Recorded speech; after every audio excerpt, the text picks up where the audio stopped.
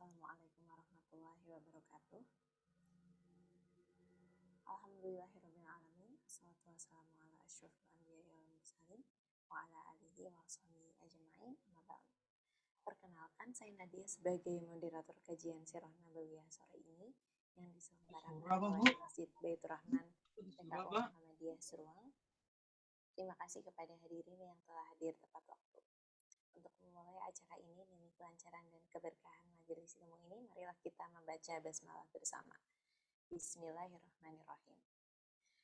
Sebelum materi berlangsung, saya ingatkan kepada hadirin guna mendengarkan dengan posisi terbaik. Bagi yang ingin bertanya dapat langsung menuliskan di kolom chat. Baiklah, mari kita simak bersama episode sore ini yang berjudul Riwayat Turunnya Risalah Muhammad. Selamat menyimak dan kepada Ustadz Muhammad Abdul Hisham kami silakan. Nah, terima kasih Mbak Nadia.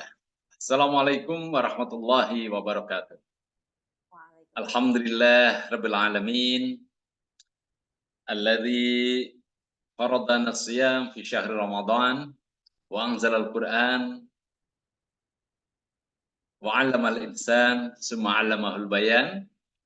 Assalatu wassalamu ala Rasulillah Muhammadin ibn Abdullah wa ala alihi wa ashabihi wa mawalah.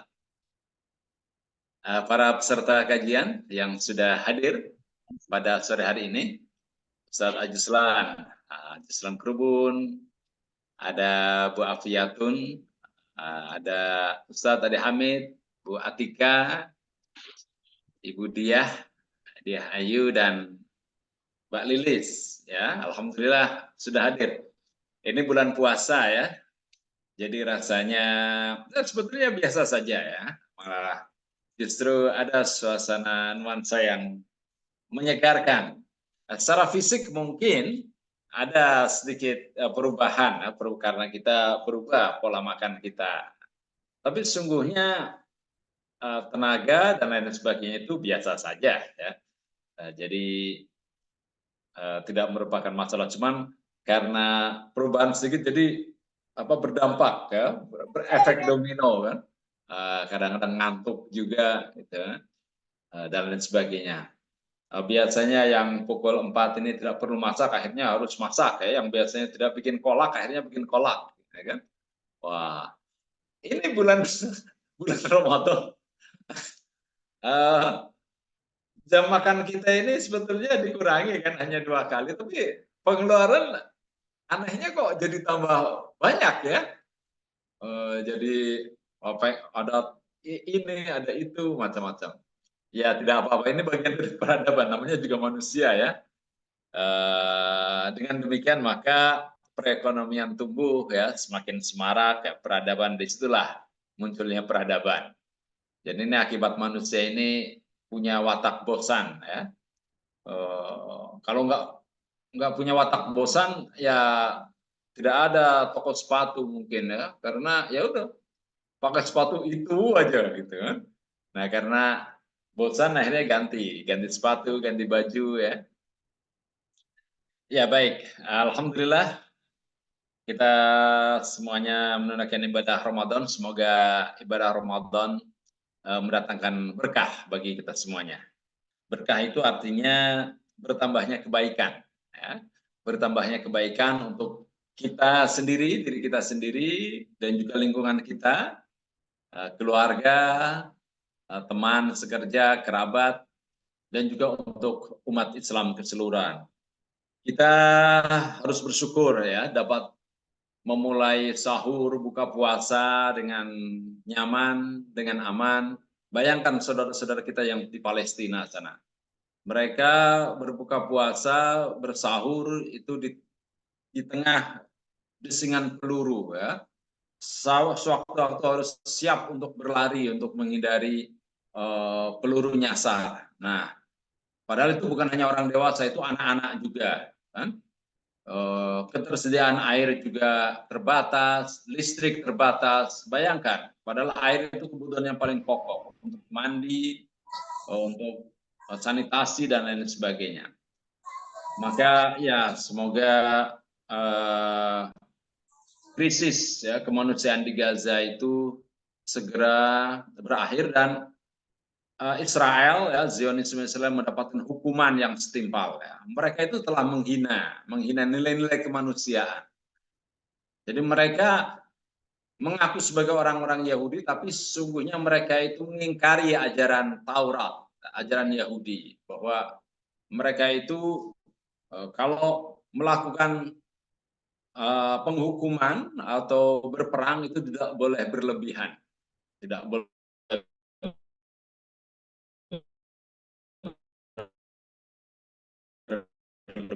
berlebihan. Sekarang yang dilakukan bangsa Palestina dari tanah kelahirannya. Ya baik, tema sore hari ini tadi sudah disampaikan oleh Mbak Nadia ya, tapi sesungguhnya ini adalah saya akan membicarakan tentang latar sosial turunnya risalah Muhammad Sallallahu Alaihi Wasallam. Karena turunnya risalah ini bertepatan dengan bulan Ramadan, maka ya tadi saya beri judul Ramadan bulan turunnya Al-Quran. Ya, memang di dalam bulan Ramadan itu turunnya Al-Quran. Namun saya ingin lebih banyak bicara tentang background sosiologis. Ya. Mengapa kemudian Rasulullah melakukan tahannuts, melakukan dalam istilah umum ya meditasi, merenung, tafakkur, berpikir di pinggiran kota Mekah, yaitu di Jabal Nur, yang di sana terdapat Gua Hira. Jangan dibayangkan Gua Hira itu seperti Gua Jati Jajar ya, yang besar luas. Gua Hira itu hanya celah di antara batu-batu. Jadi sebetulnya ya bukan, tidak layak juga disebut sebagai gua ya, karena sangat sempit dan tempatnya curam. Jadi ketika Rasulullah itu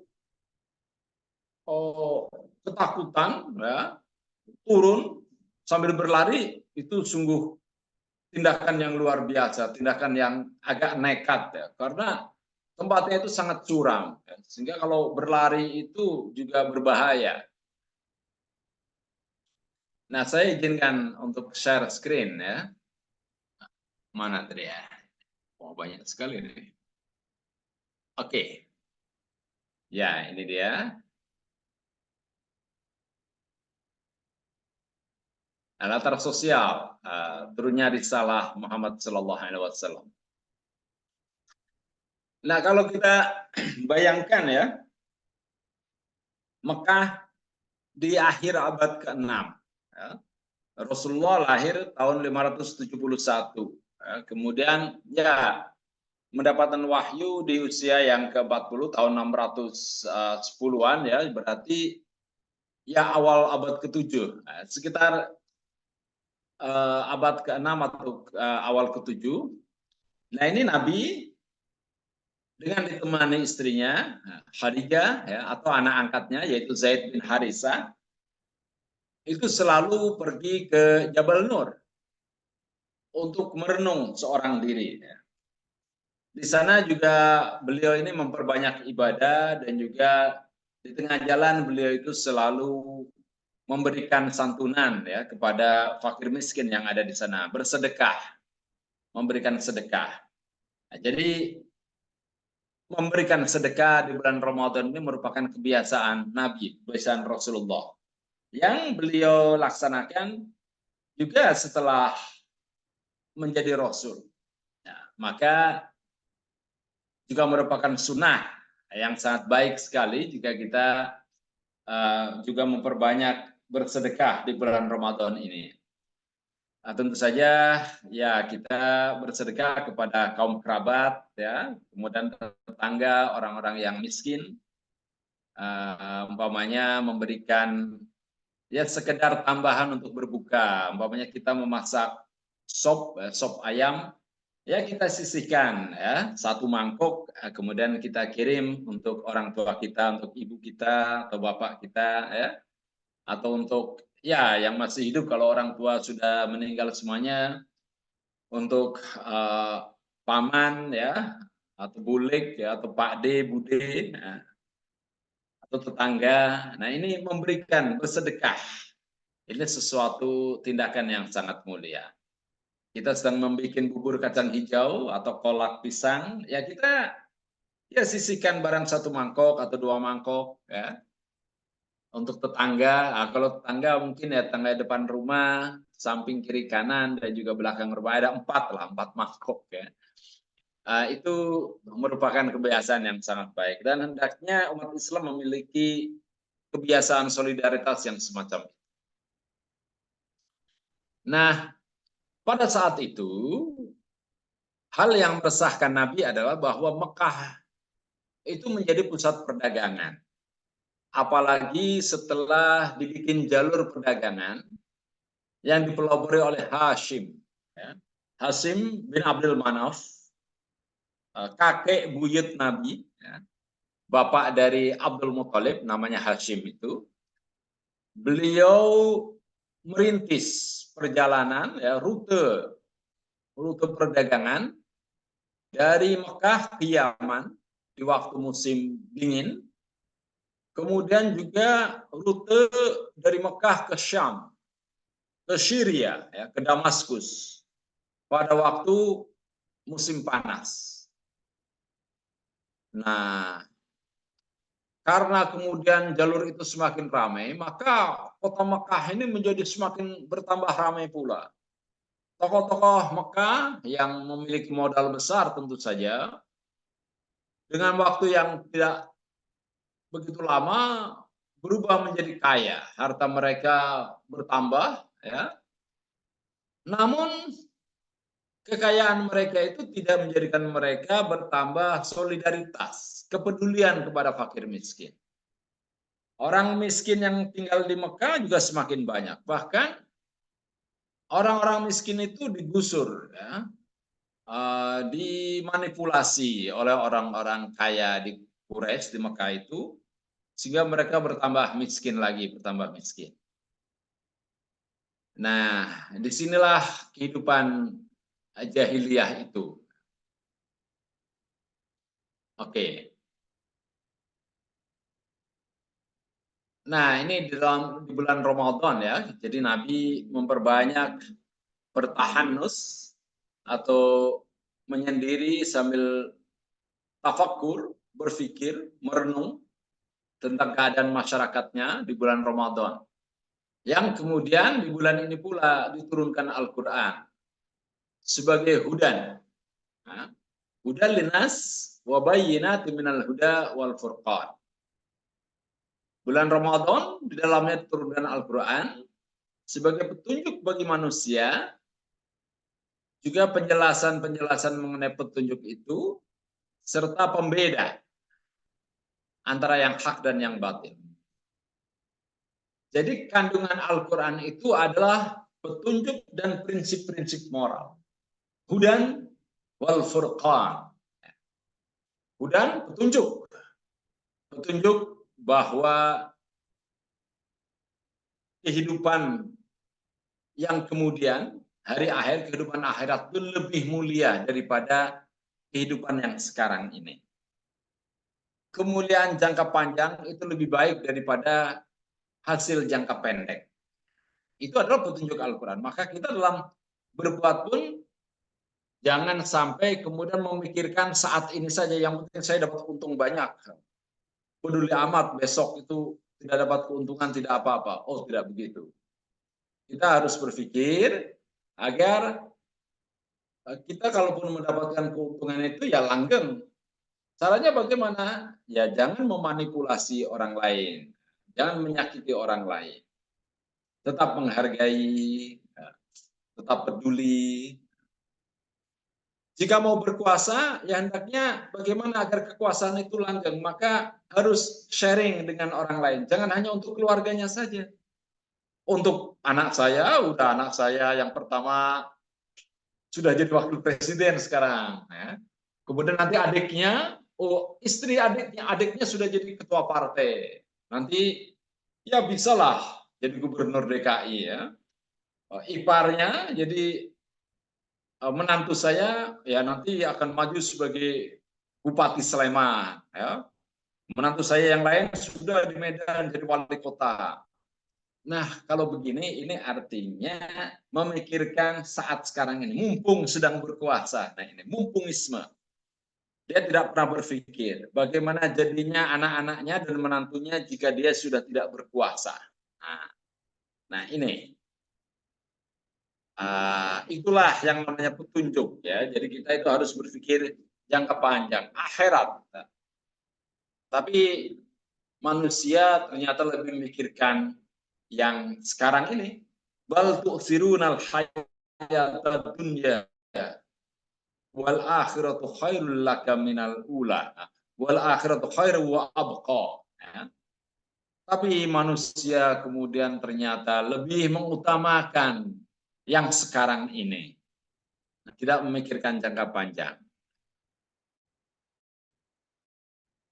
Hanya berpikir jangka pendek saja. Kemudian Quran juga berisi prinsip-prinsip moral. Ya, mana yang halal, mana yang haram. Ini jadi merupakan pembeda sebagai prinsip moral. Untuk itu maka umat Islam, masyarakat beragama ini, masyarakat beriman ini harus kuat dalam masalah etika. Saya sudah pernah menyinggung di sini bahwa banyak negara-negara yang sangat soft state. Jadi negara yang lentur, lembek dalam memegang etika. Ya, tidak ditegaskan secara jelas antara korupsi dan hadiah dan pemberian. Antara cawe netral dan tidak netral dalam pemilu. Nah, ini dia. Sebetulnya pejabat itu boleh ikut berkampanye atau tidak. Nah, kalau PNS tidak boleh, tapi bosnya PNS mengapa boleh? Nah, ini harus jelas. Seorang jenderal itu sudah dipecat atau belum? Nah, ini kan tidak jelas kita ini. Ya. Prabowo itu sudah dipecat ya dari ketentaraan atau tidak. Nah, ini tidak jelas. Sampai akhirnya dia itu sudah berhasil maju sampai 2 kali sampai 3 kali dan sekarang jadi pemenang pilihan presiden dan kelak nanti akan menjadi presiden itu. Sementara orang-orang yang dulu mempertanyakan keluarganya yang diculik, keluarganya yang mati, yang sampai sekarang tidak pernah pulang, itu tidak terjawab, belum terjawab. Nah ini kan repot. Ya. Nah kita itu, negara kita ini akan menjadi bingung. Karena apa? Tidak berpegang pada furqan. Nah ini tadi. Artinya kita semua ini tidak sepenuhnya, belum sepenuhnya berpegang kepada Al-Quran. Maka antara yang hak dan yang batil itu bercampur. Padahal Allah sudah mewanti-wanti itu kan. Jangan sampai kamu itu mencampurkan antara yang hak dan yang batil. Wala talbisul haqqa bil batil. Kan? Jangan kamu mencampur adukan keduanya. Itu akan berbahaya. Mana yang boleh, mana yang ikut berkampanye atau tidak, itu tidak jelas. Sungguh bangsa yang sangat tidak jelas masa depannya. Nah, pada waktu itu mengapa Nabi selalu menyendiri di Gua Hiro itu? Mengapa Nabi merenung? Karena Nabi sedang menyaksikan krisis yang dialami oleh bangsa Arab, oleh orang-orang Mekah. Ya. Nilai-nilai muruah, nilai-nilai kemuliaan bangsa Arab, yaitu suka menolong, membela pihak yang lemah, kemudian sikap dermawan, itu sudah hilang. Mereka tidak lagi mau menolong, nanti akan saya jelaskan. Perpecahan antara keluarga Hashim dan keluarga Umayyah. Padahal keluarga Hashim dan Umayyah ini sama-sama asalnya dari keluarga Qusay. Qusay punya anak yang bernama Abdul Manaf. Abdul Manaf punya 2 orang anak, yaitu Abdul Manaf kemudian punya anak Hashim. gitu kan? Saudaranya Abdul Manaf, Abdul Dar punya anak yang bernama Umayyah. Nah, tapi kemudian Hashim dan Umayyah ini bertikai. Bertikai ya karena itu, karena persoalan kekayaan, di mana Umayyah ini tidak mau menyisihkan sebagian hartanya untuk menolong orang-orang yang miskin. Padahal sudah menjadi kewajiban bagi para pedagang agar menyisihkan sebagian harta mereka untuk diberikan bagi menolong orang-orang yang kelaparan. Tapi Umayyah tidak mau, sehingga akhirnya melalui rapat suku Umayyah pun akhirnya diasingkan, diusir ya, ke Syam. Nah, rupanya Umayyah itu mendendam sampai akhirnya kemudian kedua keluarga ini selalu bersaing. Umayyah kemudian melahirkan ya Abu Sofyan, ya, kemudian Muawiyah juga. Sementara Hashim itu kemudian dari Hashim lahirlah Abdul Muttalib, Abu Thalib, ya, Abdullah, kemudian Muhammad, Rasulullah, Ali dan sebagainya. Nah, kelak kemudian mereka akan berperang, bertumpahan darah, saling bunuh antara mereka. Padahal mereka itu sudah Muslim, sudah mukmin, tapi watak jahiliyah masih meliputi jiwa mereka. Nah, kemudian krisis yang lain adalah kesenjangan antara kaya dan miskin. Yang kaya semakin kaya, yang miskin semakin miskin. Ya. Pemujaan kepada materi dan kekayaan sehingga mengorbankan kelompok miskin dan papa. Nah, ini bisa kita analogikan dengan bangsa kita. Kita sedang memuji investasi asing. Ya. Bagaimana agar asing itu bikin pabrik di negara kita sehingga dengan demikian diharapkan akan menyerap tenaga kerja yang banyak.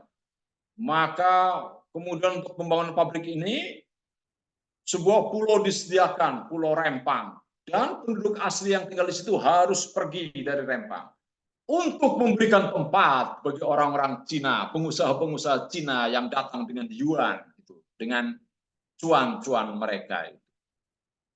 Nah, artinya apa?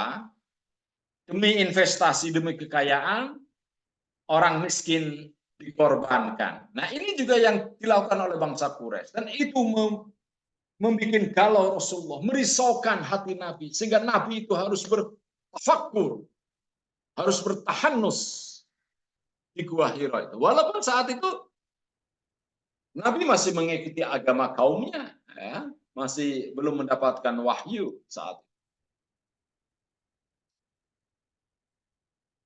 Nah, apa yang dimaksud dengan bangsa jahiliyah? Keadaan sosial bangsa jahiliyah, Arab jahiliyah itu. Nah, orang-orang Mekah itu ahli berdagang. Namun mereka tidak peduli halal dan haram. Perdagangan mereka itu bukan perdagangan yang halalan thayyiban, melainkan menghalalkan segala cara, termasuk berbuat rente. Salah seorang paman Nabi yang bernama Abbas, menjadi seorang yang kaya raya. Dia merupakan pedagang moneter karena beliau itu meminjamkan uangnya, kemudian mewajibkan pengembalian yang lebih besar daripada uang yang dipinjamkan. Rente. Beliau itu seorang rentenir yang kemudian dikutuk oleh Nabi, dan Nabi memerintahkan kepada pamannya itu, Abbas itu, bapaknya Abdullah bin Abbas itu yang didoakan oleh Rasulullah itu, agar menghentikan kebiasaan meminjamkan uang ya dengan bunga, dengan riba itu. Kemudian menggunakan kekerasan dalam berkuasa, dalam merebut kekuasaan. Nah, ini dia, ya, menggunakan polisi dan tentara, menggunakan aparat. Nah, ini tidak benar, ini bukan jiwa demokratis, ya. Nah, jadi demokrasi dan negeri kita sedang dirusak, ya, oleh Jokowi dan kawan-kawannya dan konco-konconya itu. Tambang di mana-mana ternyata hanya keuntungannya hanya untuk segelintir orang, ya, untuk bahlil, ya. Bahlil yang Bahlul itu. Dan Jokowi, Prabowo, dan Luhut, dan kawan-kawannya tentu saja ya. Oke. Kemudian merendahkan kaum perempuan. Nah, ada ayatnya itu kan. Jadi mereka jika mendapatkan bayi, anak mereka lahir ternyata perempuan, oh, walau muswaddan wa huwa kazim, dia itu akan marah, gitu kan. Sehingga anak itu kemudian dipendam hidup-hidup. Ada kebiasaan yang semacam ini. Walaupun itu bukan khas masyarakat Arab, ya. Banyak penderitaan yang sampai sekarang. Di Afrika banyak sekali itu pernikahan di bawah umur, pernikahan secara paksa, kan? Padahal anaknya belum, organ reproduksinya itu belum tumbuh dengan baik, ya, sehingga mendatangkan penyakit dan lain sebagainya.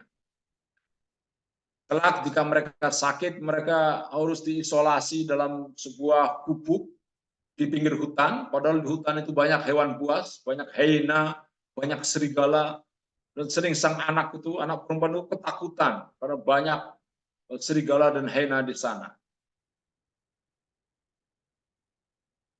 Ya. Kemudian juga di masyarakat jahiliyah ini yang namanya solidaritas, kesatuan itu selalu berdasarkan hubungan darah, berdasarkan keluarga.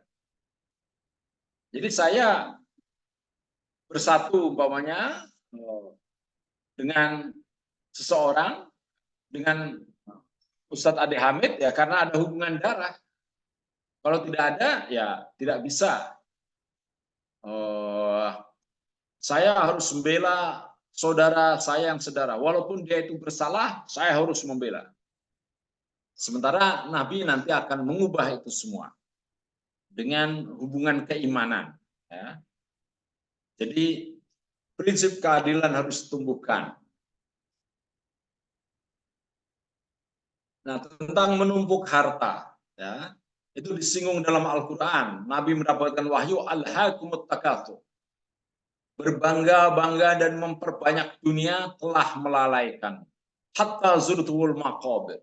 Sampai kamu datang ke alam kubur. Ada juga yang menafsirkan bahwa hatta zurtul maqabir itu untuk menunjukkan bahwa keluarga mereka banyak. Jadi sampai jumlah keluarga yang mati pun dihitung. Itu keluarga saya. Nah, alhaakumut takatsur. Memperbanyak banyak-banyakan jumlah harta, jumlah anak, ya, dan lain sebagainya. Jumlah tanah, ya, itu yang dilakukan oleh oligarki kan begitu. Kan? Wah, berlomba-lomba memperbanyak konsensi tanah untuk industri, Masya Allah. Sementara jutaan, ratusan juta rakyat itu hidup dalam kemiskinan. Ada juga ayat ya dalam surat Al-Humazah, wailul likulli humazatin lumazah alladzi jama'a malahu wa 'addadah yahsabu anna malahu akhladah. Celakalah setiap pengumpat lagi pencela yang mengumpulkan harta dan menghitung-hitungnya. Dia mengira bahwa hartanya dapat mengekalkannya. Yahsabu annahu akhladah. Jadi mereka menganggap bahwa dengan banyak uang itu maka hidupnya menjadi kekal. Nah, bahkan mereka beranggapan bahwa hari akhirat itu tidak ada. Ini bukan al-haqq takatsur itu bukan hanya untuk orang-orang Quraisy saja ya, orang zaman sekarang juga demikian. Banyak masyarakat di negara-negara maju itu secara ekonomi berlimpah, tapi mereka tidak bahagia.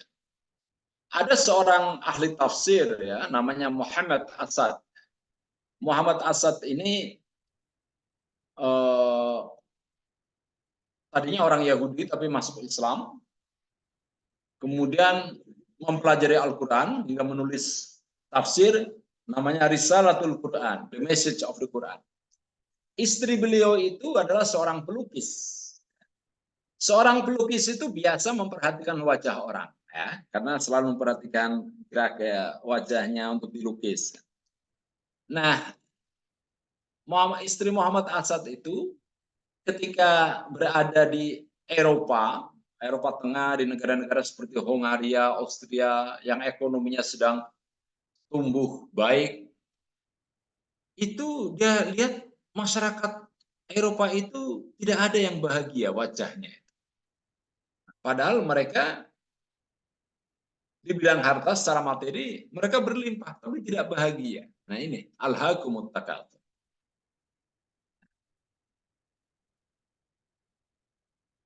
Nah tadi sudah saya sampaikan ya, Hasyim Abdul Manaf pernah menghukum Umayyah ini berdasarkan rapat suku, ya, karena tidak mau membantu orang-orang miskin di lingkungannya. Nah, Umayyah adalah keponakan Hashim.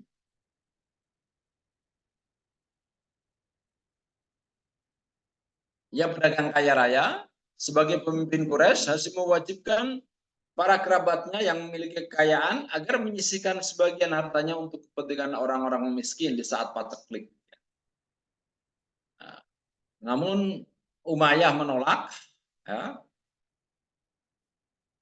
maka dia pun dihukum, ya, berupa pengasingan ke Syam. Nah, ternyata anak keturunan Umayyah dan anak keturunan Hashim itu di kemudian hari itu akan berkonflik antara Hussein dan Yazid. Nah, sebuah lembaran kelam, ya, dalam sejarah Islam.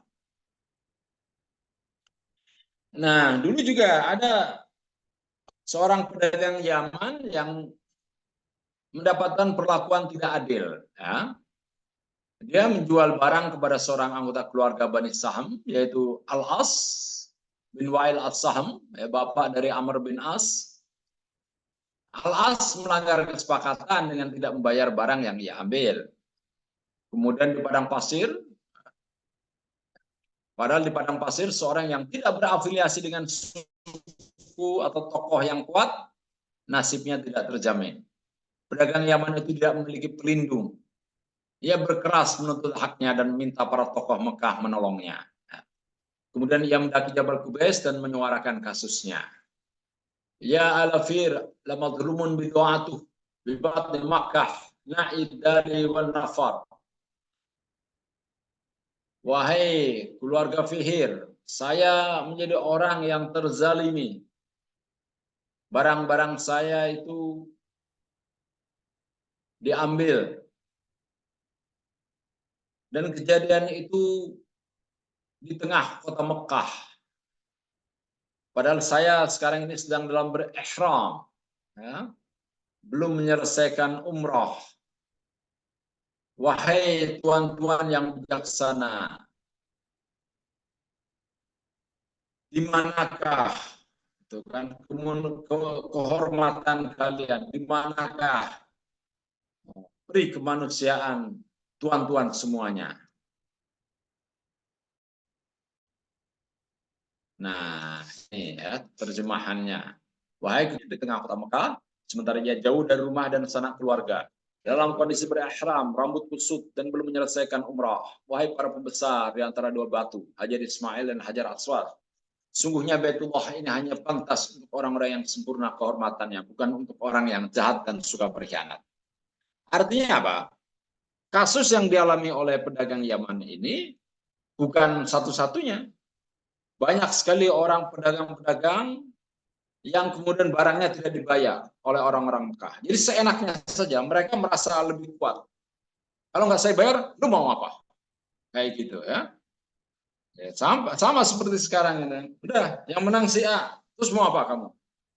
Jadi kayak hukum rimba begitu loh. Nah, kemudian pedagang dari Yaman ini pun mengetuk hati orang-orang Mekah sampai kemudian orang-orang Mekah, para tokohnya itu banyak mendengar ini, kemudian mereka menyelenggarakan permusyawaratan yang disebut dengan Hilful Fudul, ya. kesepakatan para bijak bestari yang akhirnya menghukum Al-As itu. Kemudian dia dipaksa harus membayar barang-barang yang telah diambil dari pedagang Yaman.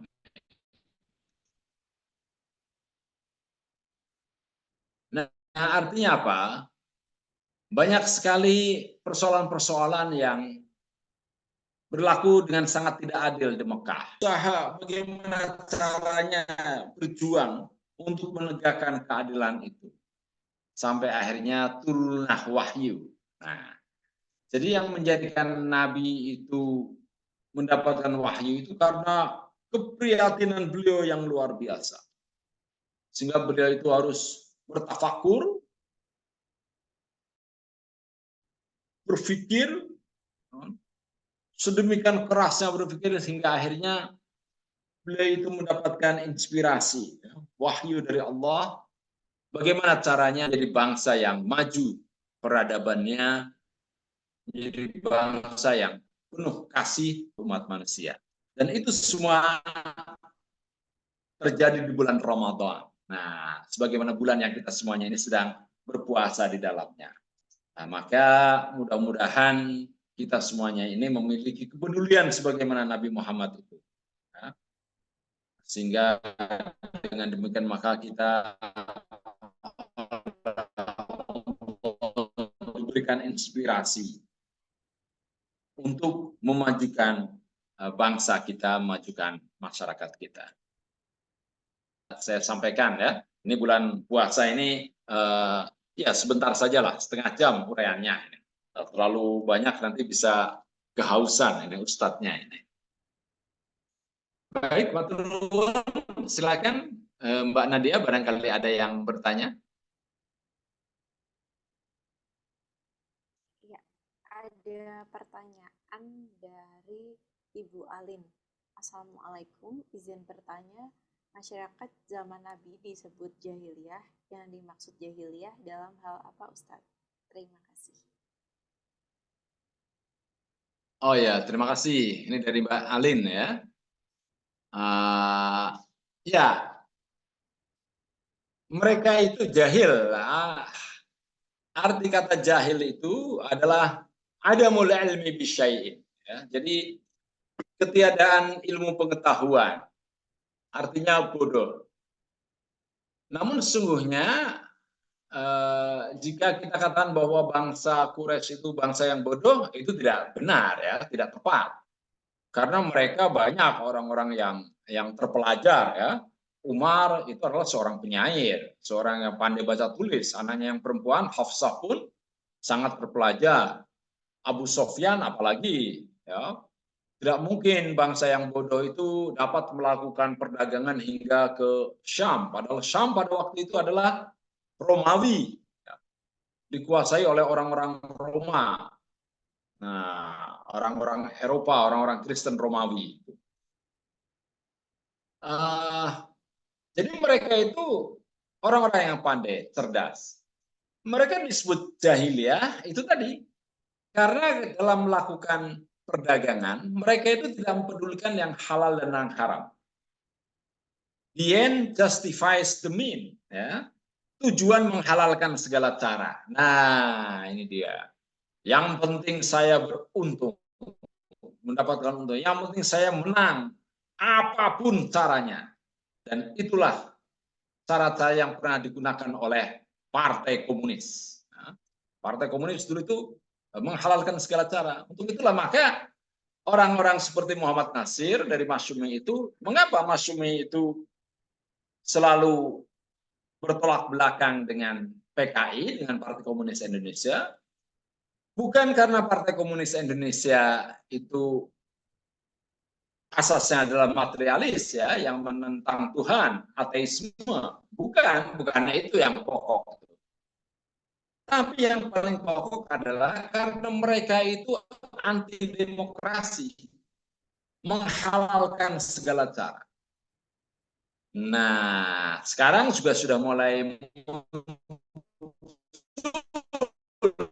ya tanda-tanda menggerogoti demokrasi. Nah, itu tadi, itu kan. memberikan ancaman-ancaman, itu kan, janji-janji kosong, gitu kan. Wah, tadinya mau dijanjikan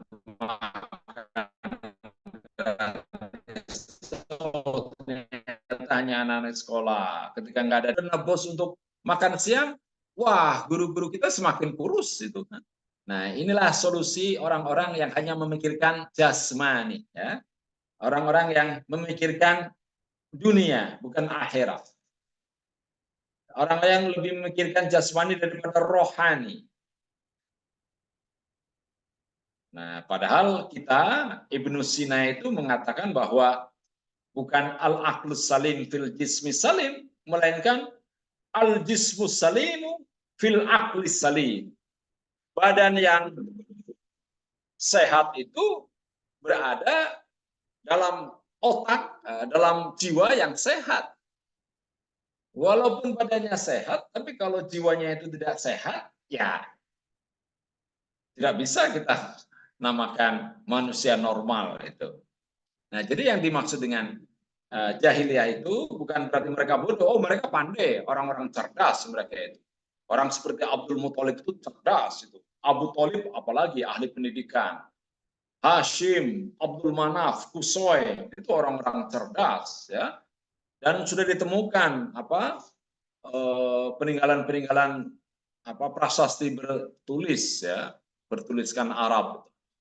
Nah, tapi mereka itu tadi ya menghalalkan segala cara, kemudian menggunakan kekerasan dalam politik ya. Kemudian oleh Nabi ya, walaupun Nabi belum menjadi nabi ya, walaupun Muhammad belum menjadi nabi, tapi berusaha untuk meredam konflik ya ketika beliau itu meletakkan Hajar Aswad. Nah, itu adalah solusi yang cerdas. Kemudian merendahkan perempuan. Nah, itulah hal-hal yang menjadikan mereka itu disebut jahiliyah, kan? Orang-orang jahiliyah. Bukan karena mereka itu tidak punya ilmu, tapi karena mereka itu perilakunya menghalalkan segala cara, kemudian merendahkan kaum perempuan, selalu menggunakan kekerasan. Nah, dan yang lebih penting lagi yaitu karena mereka itu berperilaku seperti itu karena tidak mendapatkan cahaya dari wahyu, dari Al-Quran. Nah, Nabi Muhammadlah yang datang dengan cahaya tersebut. Sehingga kemudian masyarakat Arab itu berubah. Minal jahiliyah, minal zulmat, ilan nur. Menjadi masyarakat yang penuh cahaya. Demikian.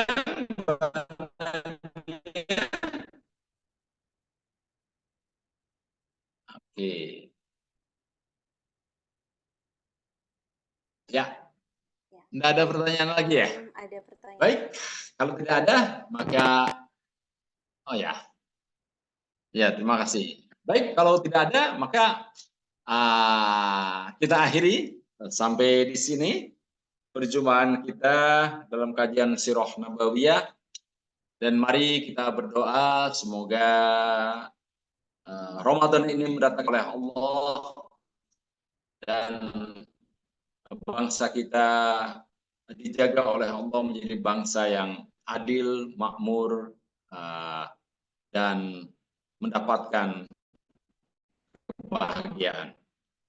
Bismillahirrahmanirrahim.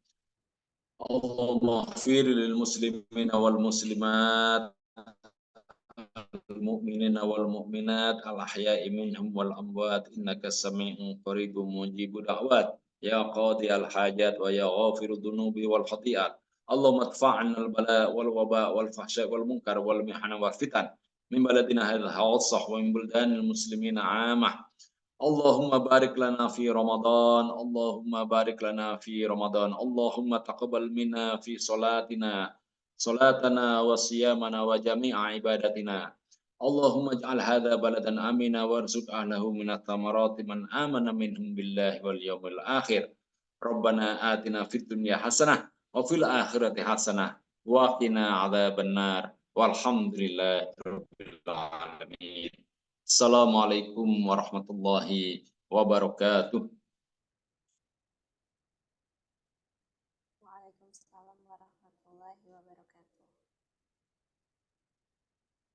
Alhamdulillah atas kelancaran kajian sore ini yang berisi penjelasan yang mencerahkan dan pertanyaan yang menarik. Suaranya tidak begitu jelas ya, Mbak Nadia. Dan kecintaan kita kepada Rasulullah. Jazakumullah khairan kasiran atas kehadiran hadirin dan Ustadz Abduh.